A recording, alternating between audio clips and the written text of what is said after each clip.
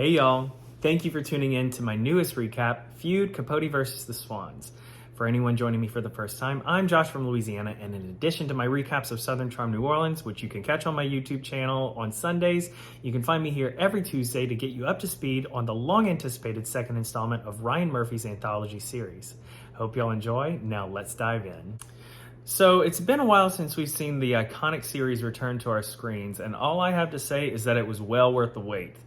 Not only are we getting juicy storylines, we have a true all-star cast with Naomi Watts, Diane Lane, Chloe Sevigny, Callista Flockhart, Demi Moore, Molly Ringwald, and our titular character played by Tom Hollander.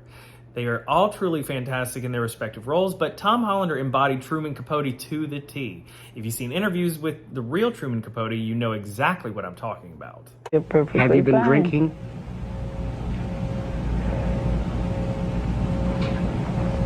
You mean very lately? You have had a history of alcoholism. Millions of people out there have My also had God, this problem. alcohol isn't the least of it. That's the Joker in the car. Before the show, Mr. Martin asked me if I'd like to write the complete story of his sexual prowess, but I told him I don't write short stories anymore. So the show opens in 1984 with Truman staring forlornly out onto a pond looking at the Swans, undoubtedly pondering his fall from grace with New York's elite. And then we flash back to him sashaying through Manhattan to Babe's house. Like a pint-sized hurricane, Truman blows through the apartment, barking orders at all of the household staff so he can come in and be the knight in shining armor for his best gal pal. Babe, played by Naomi Watts, is distraught having just found out that her husband Bill had been having an affair with the governor's wife, Happy Rockefeller. Something that she had suspected for some time, but found out in the most horrific way possible after Happy had devised a plan to ensure that Bill would be caught. As Babe was on her way back from a trip to Paris, Happy and Bill had their sexual rendezvous at the Paley residence. Immediately post-coitus, Bill realized that he had made a grave mistake. Happy had gone there knowing she was menstruating and bled all over the bedroom. When Babe came home, her first thought was that someone was shot, until she realized. But anyways, back to Truman and Babe. From their first interaction, you see that Truman is clearly Babe's most trusted confidant, and she truly loves him. Whereas Truman just seems like a cocky, arrogant opportunist. Babe, in her heartbreak and distress, begins floating the idea of leaving Bill. But Truman chimes in telling her that leaving Bill would be a ridiculous idea because she is no longer a sexual creature. You can immediately see Truman's mind working. If Babe leaves Bill, perhaps she will no longer be the high society woman that she is, with the big fancy apartment and the constant cash flow. After all, Bill Paley is the most powerful man in America, as Truman says. We then flash back even further to when Truman first met Babe and Bill. Bill, thinking that he was about to meet Harry Truman, was caught completely off guard when Truman waltzed onto their private jet, and you could see the disgust on his face. A disgust that would not last long, as Truman was completely disarming. He was charming, albeit a little crass, and always had the best gossip. Bill quickly grew to like Truman, telling Babe that he was dazzling and that she should invite him to everything. But the writing was on the wall. I mean, it was obvious that he was there to gather stories of all the high society socialites. And he did just that when he spied on Bill canoodling with another woman by the guest house at their weekend estate. Actions that would come back to haunt him years later. However, in the beginning stages, you could see how Truman was really just there to dazzle the women. Although he was obviously gay, he charmed his swans. He made Babe fall in love with him quickly, almost like a romantic love affair. We then find ourselves back in present day, or present day as it would be considered for this show, and I can only assume that Truman is talking to his agent about his consistently missed deadlines. Truman had been promising the greatest American novel, Answered Prayers, for quite some time, and even had a $400,000 advance to complete it. However, his failure to deliver had the publishers coming back for that money. And his poor boyfriend Jack, who you could see was just wanting Truman to get himself together and succeed, was coming to the end of his rope, telling him that he will never finish his book because he was now a high-level, 60-hour-a-week drunk. But Truman flippantly disregards Jack's words and leaves to go to a bathhouse where he stumbles in, takes a shot of his airplane vodka, and goes into the steam room where he meets the sexual sociopath, John, and a scene that leaves little to the imagination. John would turn out to be a frequent boy toy of Truman, even going with him to meet the Swans, and this is where we get our first look into the ladies who lunch, with Babe, Slim Keith, played by Diane Lane, and CZ Guest, played by Chloe Sevigny. It is so clear that these ladies are high society, but you could tell that Truman was almost like a little Pomeranian sitting at the table with his owners. He didn't belong, and he didn't not belong, but he would provide the entertainment. That is until Ann Woodward, played by the bombshell Demi Moore, confronts Truman about the fact that he had been spreading vicious gossip about her, saying that she knowingly shot and killed her husband. A rumor he began because he heard that Ann was going behind his back calling him a fag. In Truman's words, he wanted to show Ann just what a fag could do and chose to eviscerate her character. The confrontation ends with Ann throwing a glass of wine in Truman's face, doubling down and telling him to get his facts straight because she didn't call him a fag, she called him a venomous little faggot. After lunch, John carries an inebriated Truman to the subway and plants the seed for the plan that would ultimately lead to Truman's societal demise. He tells Truman that he is not suffering writer's block. All of the content he needs for his next great novel was sitting right there at the table.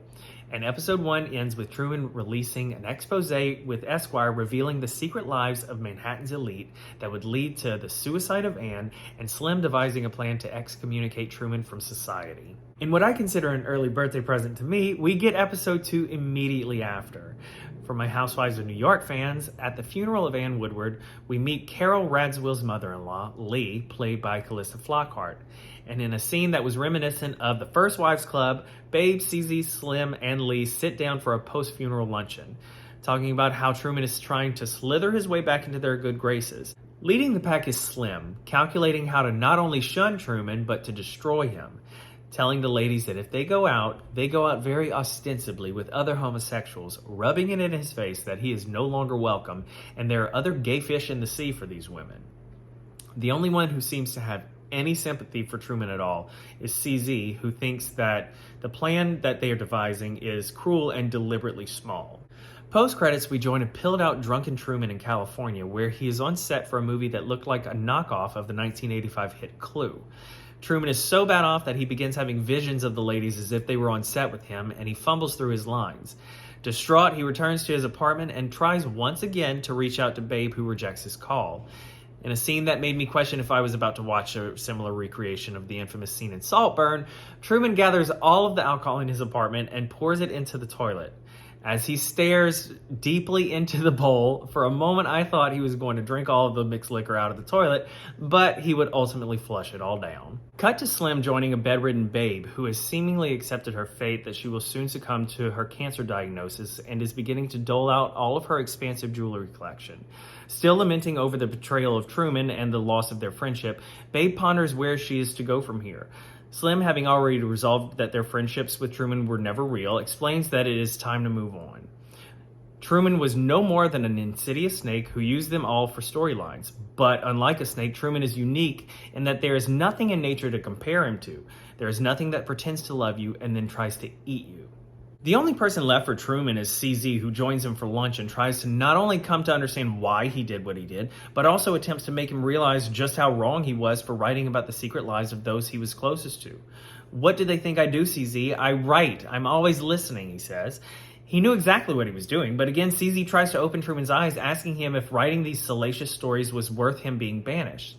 As though CZ is chopped liver, Truman then asks her to try to help him resolve things with Babe because he just misses her, then begs to be invited to CZ's Thanksgiving. Shortly thereafter, their luncheon rendezvous is found out by Lee, who walks in, giving them a look of pure disgust. Slim then visits CZ at her estate to give her a tongue lashing and outright demands that she disinvite Truman to Thanksgiving. Learning that he's been disinvited, Truman turns back to the bottle. His boy toy John arrives at Truman's apartment to tell him that he will not be joining Truman for Thanksgiving either, and would instead rather spend the holiday with his family. Truman then venomously begins to berate him, telling him that his family no longer cares about him, and tells him in so many words that he's worthless.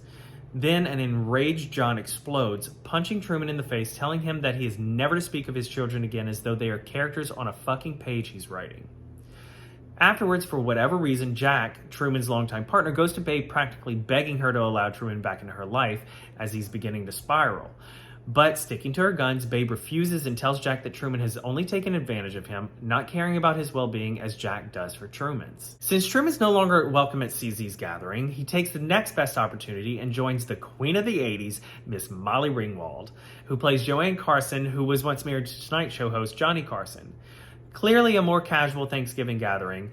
You can tell Truman is out of sorts and bothered by the fact that he's not with the upper echelon in a tuxedo in Palm Beach. But we do see the return of the inimitable Jessica Lange, who plays Truman's deceased mother in a drunken vision he has as he stands alone at the bar of Joanne's home. Clearly a projection of his own insecurity, his mother's vision begins to berate him, calling him a fat drunk, but then praises him for exposing all of those types of women who shunned her years ago. Before long, the conversation takes a turn, and she tells him that he should kill himself. Truman, however, says that he is not ready for that. As dinner comes to a close, there is yet another lover spat between Truman and John. Both drunk, John begins complaining about the fact that he is even at the gathering, to which Truman fires back that he needs to stop complaining about his Thanksgiving because it's his day. Knowing just where to hit, Truman begins talking about John's family, which throws John into a fit of rage, and he starts punching Truman, knocking his teeth out. In the final scene of the episode, Jack calls Babe yet again, begging her to talk to Truman, as when he and John returned from California, John beat Truman so badly he nearly died. Babe refuses and explains to Jack that she will not lie and tell him she forgives him because she clearly does not. In a shocking twist, Bill, Babe's husband, tells her that she should go to him. Why, so he can be my second husband again? No, I want what you and I have, not what I had with him. You think I don't miss it? It's gone, and this is what is now. And that is where we end with episode 2 of season 2 of Feud, Capote vs. the Swans. And I have just got to say that I am living for this new installment. It is so good. And Truman Capote just seemed like such a narcissist. And it really clicked for me when John started complaining about his wanting to be with his family for Thanksgiving, and Truman saying that Thanksgiving was his day. Textbook narcissism. Somebody else's pain becomes your pain and your moment to project. But we'll see what happens next week. I am so glad that you joined me here. Please let me know what you thought of this episode, and I will be seeing you next Tuesday.